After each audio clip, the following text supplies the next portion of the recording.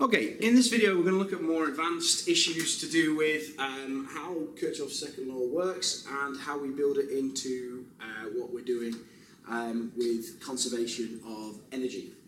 So we look at the point of view of we've got a power supply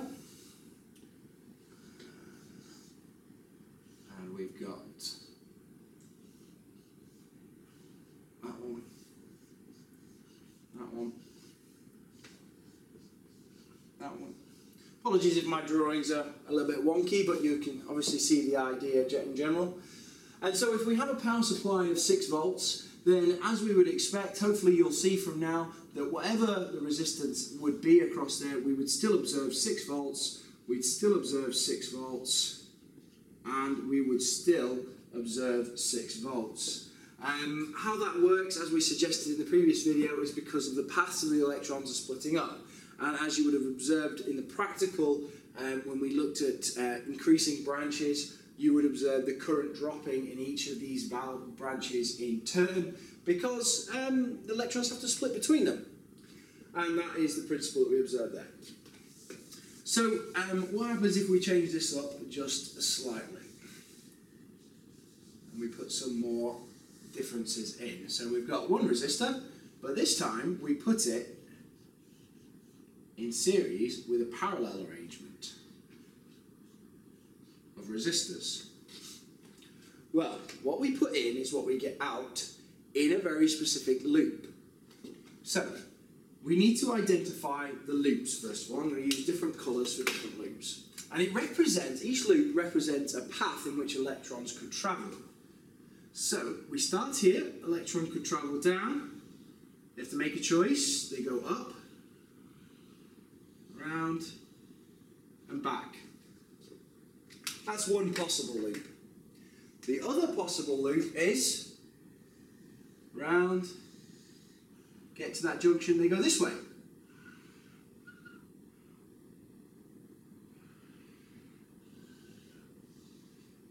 Back to the power supply. So we've got 2 loops there.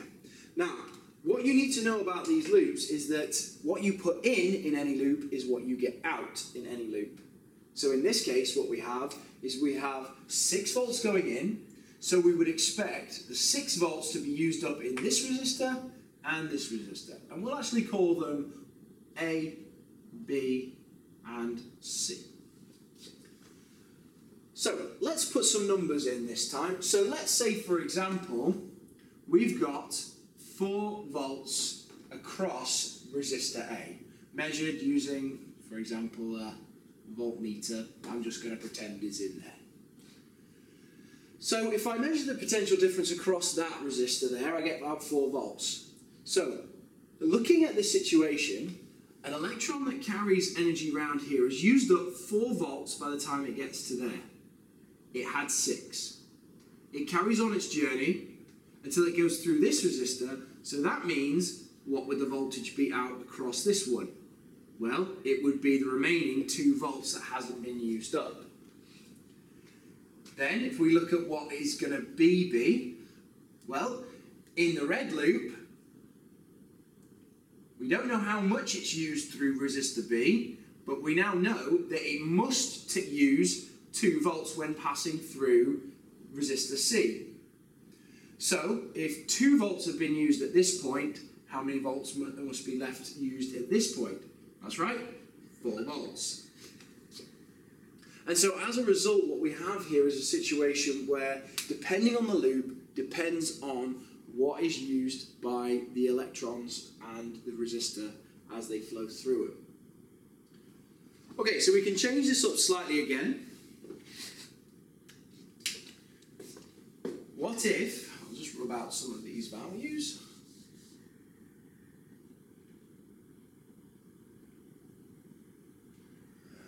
I'm going to change them here in a second. And instead of drawing voltmeters anymore, I'm just going to put the voltage either side of them. So now I'm introducing another branch.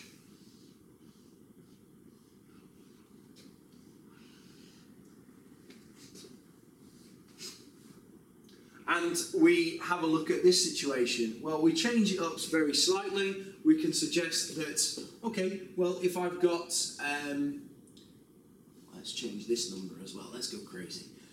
So let's say, for example, I have got a voltage here of, let's say, 6 volts. But I have a voltage across here of 8 volts. Then what is the voltage or the potential difference across C and B? Well, we use the same logic as we did before. In any one loop, there must be a very specific amount of energy used. What you put in is what you get out. So here we actually have a third loop,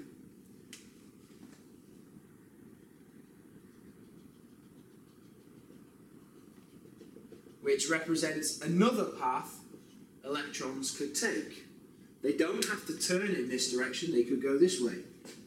And as a result, what can you tell me about what the power supply is? Well, the power supply has got to be 8 volts. If that is the only resistor in that loop, and I'm getting 8 volts out across it, then the power supply must be delivering 8 volts. So if that's the case, we can then use the same logic as we've done before. 6 is used, therefore 2 must be used across there to make up the 8 in the green loop. And then we look at the red loop.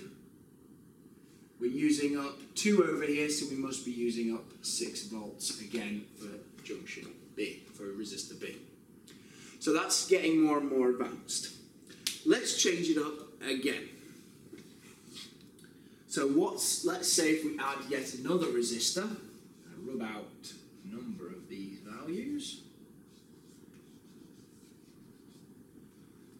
And I'm going to introduce a resistor in there. So we've still got the 3 loops. The 3 loops haven't changed here. We've got this path, the red path, and the black path. And they're all paths that electrons could take as they go around the circuit. So what have we changed here? Well, we've changed, and what we're going to say is we've got 2 volts out across that resistor there. And let's say, for example, I've got another 2 volts out across that resistor there. So, what is going to be the potential differences across A, B, and let's call this one D. So, if we add D on there, what we can do is we can say, okay, let's have a look at the loops again, and let's make sure what's happening. So, in this green loop, we've got 2 volts being used, another 2 volts being used, and so as a result, what's left over after what we put in? That's right, 4 volts.